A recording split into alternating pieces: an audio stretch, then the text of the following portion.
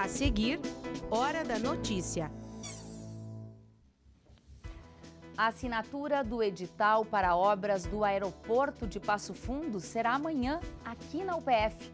Esse é um dos assuntos do quadro Fatos Políticos de hoje. Rio Grande do Sul em alerta para vacinação contra a gripe. O número de pessoas imunizadas é o menor dos últimos 6 anos e a baixa procura pela imunização pode ter a ligação com os mitos em torno da vacina. Passo Fundo ganha mais um aliado para ajudar pacientes com câncer. Nós vamos receber aqui no estúdio Paulo da Siqueira Vasques, presidente da Associação de Apoio a Pessoas com Câncer, que será inaugurada amanhã. E ainda vamos mostrar que foi liberado hoje o fluxo normal de veículos na Avenida Brasil, no sentido bairro-centro, em Passo Fundo. Hoje é quinta, 21 de junho, é hora da notícia.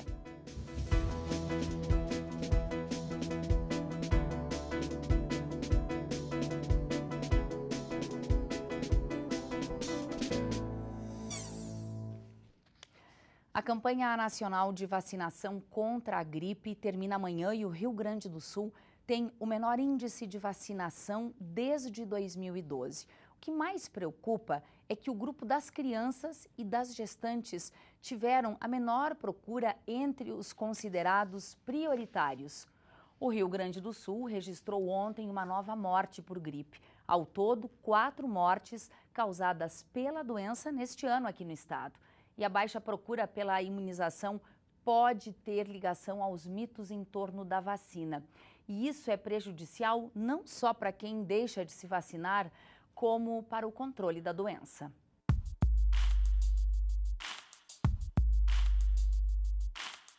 Volta e meia esse assunto vem à tona. Afinal, precisa mesmo fazer a vacina contra a gripe? É muito importante. Eu já passei dos 60, né?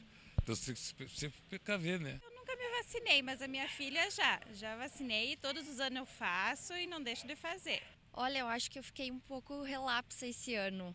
Eu acho que eles transmitem o vírus pra gente daí. Eu não costumo fazer vacina porque costumo ter uma boa alimentação e criar anticorpos para isso, né? Então nunca fiz. Esse questionamento está longe de ser recente, ele não é atual. Tanto é que no início do século XX, a gente passou por uma situação que é conhecida até hoje como a maior revolta urbana do Brasil. Foram 30 mortes, mais de 1.000 pessoas presas e pelo menos 100 feridas. O episódio conhecido como a revolta da vacina. O ano é 1904 e estamos no Rio de Janeiro. Na época era muito comum que doenças como varíola e peste bubônica matassem grande parte da população. A epidemia estava totalmente sem controle. Aí o presidente Rodrigues Alves, que dizia querer higienizar a cidade e também acabar com a epidemia, decretou uma série de mudanças. Uma delas era a obrigatoriedade da vacina, algo nunca visto até então. Na época, a população pobre, dá para dizer miserável, morava no centro do Rio, nos cortiços, casebres, enfim. Então, a partir de 1904, o governo do Rodrigues Alves, tentando modernizar a capital, ele autoriza, né, a destruição desses barracos, desses casebres, desses cortiços. Então, tudo isso em nome de uma higienização da capital. E aí, então, quando em 1904...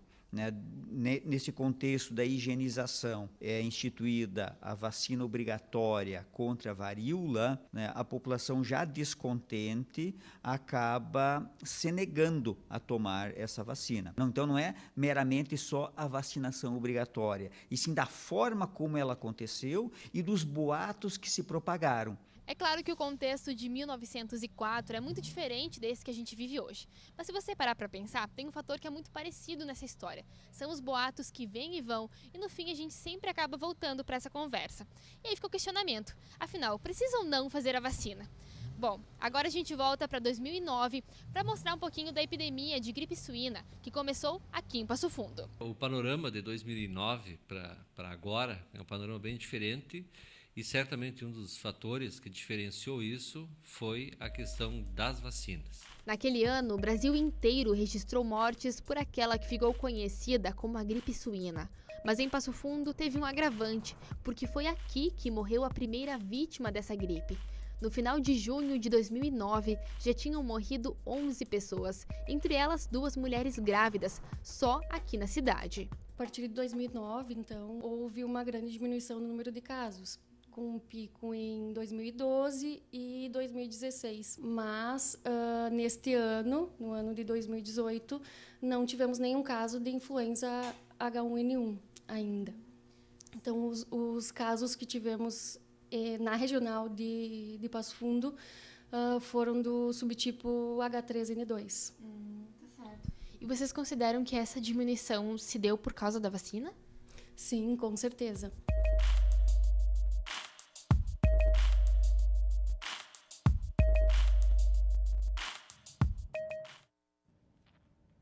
E na reportagem de amanhã, nós vamos conversar com uma especialista para a gente entender melhor como a vacina age no nosso corpo. A Associação de Apoio a Pessoas com Câncer é mais uma entidade a prestar atendimento para quem sofre com a doença.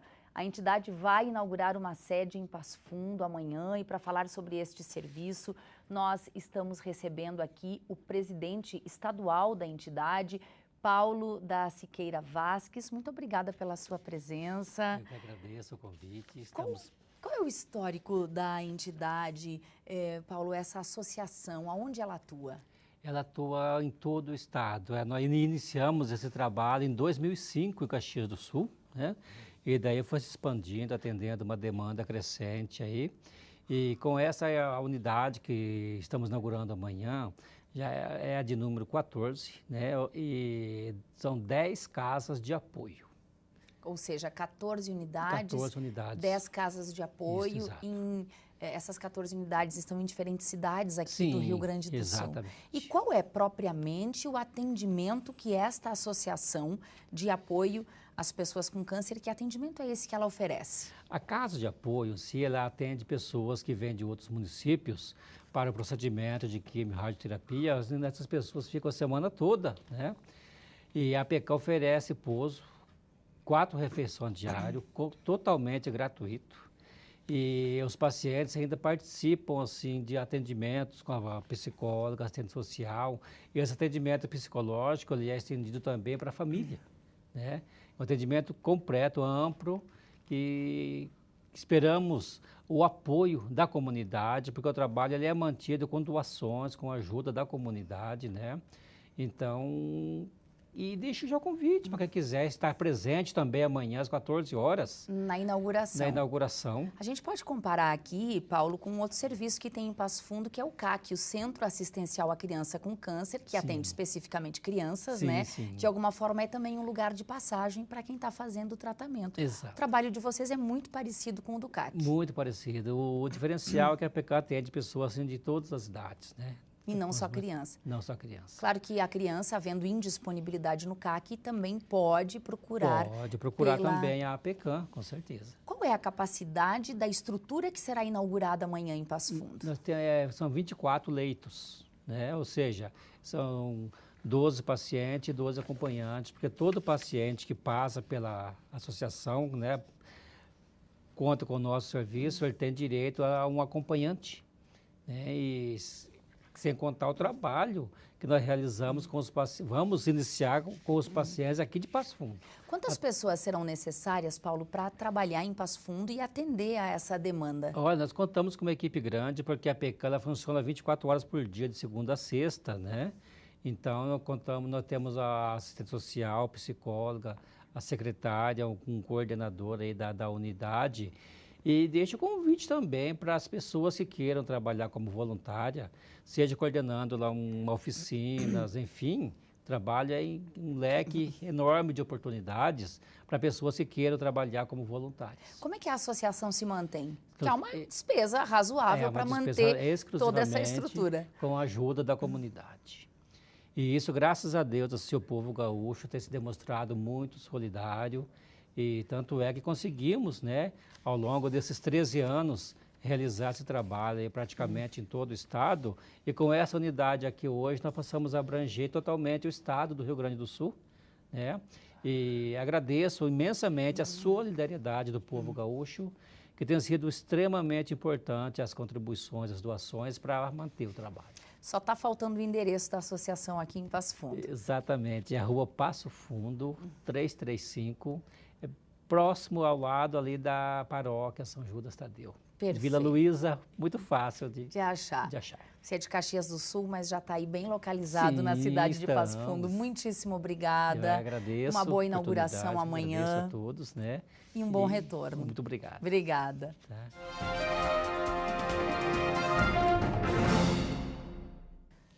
Aeroporto e presídio em ano eleitoral são assuntos que a Zulmara Colucci traz agora no Fatos Políticos de hoje. Zulmara. O governador José Ivo Sartori estará amanhã em Passo Fundo para assinar o edital de licitação da obra do aeroporto Lauro Cortes, confirmando a informação que a gente deu aqui no Hora da Notícia na semana passada. O ato está programado para as 2h30 da tarde e será aqui no auditório da biblioteca da UPF. A universidade foi escolhida por sediar este momento por seu envolvimento nas lutas regionais. Publicado o edital, começa uma nova fase do processo. As empresas interessadas devem se habilitar. Haverá prazo para contestações e somente depois de encerrada essas etapas do edital será escolhida a empresa que vai fazer as obras. E as obras, então, se iniciam. Há expectativa otimista de que essas obras comecem ainda no segundo semestre deste ano, porque o aeroporto de Passo Fundo está no topo das prioridades do Programa de Aviação Regional do Governo Federal. No entanto, considerando a campanha eleitoral e dependendo do resultado da eleição, podemos colocar nesta conta aquele atraso regulamentar. Bom, será se realmente os trabalhos para a construção de um novo terminal iniciarem dentro do prazo, vai ficar muito bem. E uma outra informação é a respeito do Presídio Regional de Passo Fundo. Na semana passada, a gente deu aqui uma informação de que o Estado havia perdido aquela verba de 8,5 milhões para a construção de uma penitenciária feminina. No entanto, o governo tratou de se agilizar e conseguiu, mais uma vez, prorrogar este prazo agora para o dia 30 de dezembro. Então, até lá, segue a novela do presídio entre Passo Fundo e Carazinho. Obrigada, Zulmara. Depois do intervalo, nós vamos mostrar que foi liberado hoje o fluxo normal de veículos na Avenida Brasil, no sentido bairro Centro de Passo Fundo. Nós já voltamos.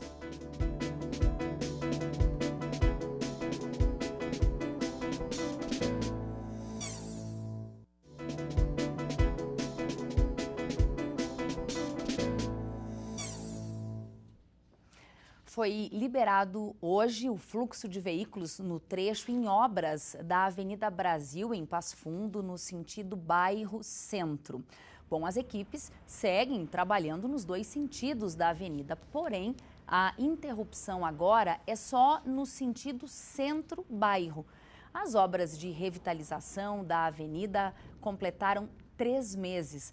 A previsão era que essa primeira etapa fosse concluída em 4 meses, mas o cronograma foi alterado por causa da interrupção da produção de cimento asfáltico na refinaria Alberto Pasqualini, que atende o Rio Grande do Sul, e também por causa da greve dos caminhoneiros, de acordo com a Secretaria de Obras. Então, esta primeira etapa deve ser concluída, a previsão da Secretaria é que ela seja concluída em 5 meses. Promover um ambiente de desenvolvimento de mulheres, focando no empreendedorismo, na liderança e na inovação. Foi lançado em Passo Fundo o programa Mulheres em Ação. Cuidar de quem cuida. Essa é uma das ideias do programa Mulheres em Ação, uma iniciativa da Lidera, a Associação das Mulheres Empreendedoras. As Mulheres em Ação, que é um projeto Cuidar de Quem Cuida, ele está dentro do pilar social. O pilar social ele dá conta de trabalhar com mulheres, desenvolver mulheres para que elas consigam conquistar o seu espaço através do empreendedorismo. Aí o pilar bem-estar, que é para trabalhar a saúde da mulher, e o pilar de empreendedorismo e negócios, onde a gente vai estar trabalhando rodadas de negócios entre mulheres que já estão no ambiente de trabalho, que não estão no ambiente de trabalho, mas querem conquistar algo novo. O programa vai promover encontros mensais até dezembro deste ano e conta com o apoio do Ministério Público. Como o Ministério Público tem como atribuição institucional a proteção da criança, do adolescente e da mulher vítima de violência doméstica, mas atua lá quando já constatada a situação de violação de direitos, esse projeto vem um excelente momento e já até tarde demais, não somente para trabalhar na prevenção, mas especialmente para levantar aquele indivíduo que já foi bastante assolado pelas adversidades da vida e as experiências pessoais. E por meio do pilar social, as mulheres que trabalham prestando uma assistência para as que são vítimas de vulnerabilidade social vão receber um suporte para desenvolver os trabalhos. Então, dentro desse pilar, nós teremos diversas ações voltadas às mulheres, jovens, crianças, adolescentes, adultas, enfim. Ao nos depararmos com a demanda grande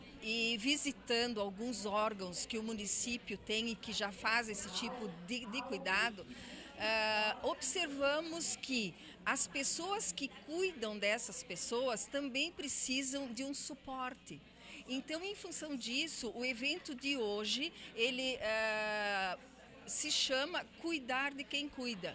Então, acreditamos muito que este suporte inicial vai ser de fundamental importância para que as pessoas que estão em vulnerabilidade sejam melhor encaminhadas, né, para as mais diversas áreas que precisam. O inverno começou oficialmente hoje às 7h07 da manhã, mas os primeiros dias da estação mais fria podem ter temperaturas que vão passar dos 25 graus. Confira os detalhes.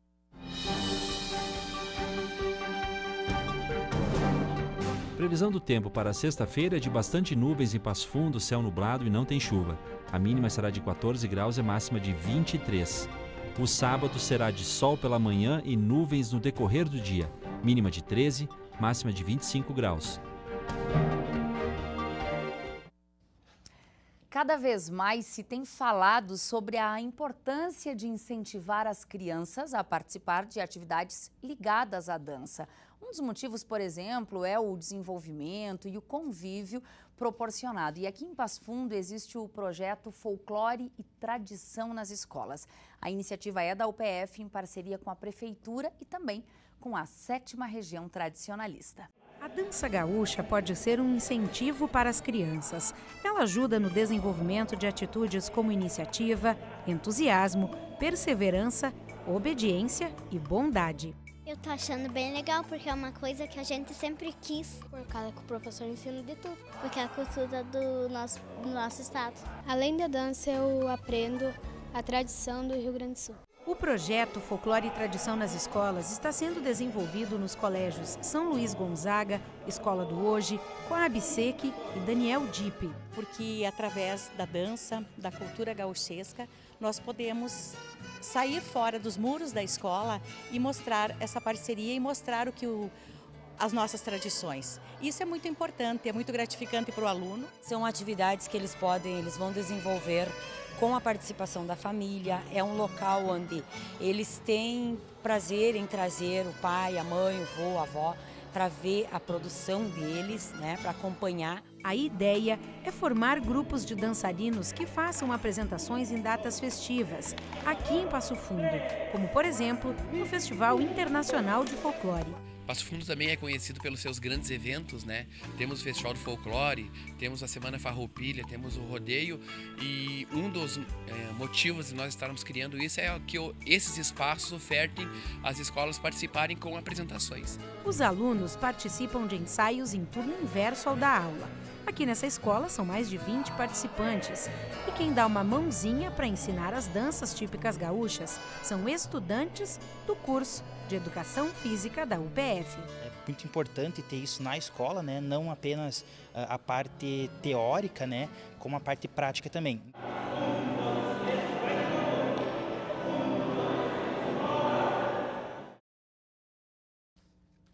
Hoje a gente fica por aqui. Nós voltamos amanhã ao vivo, ao 12h30, com novas informações. Obrigada pela sua companhia.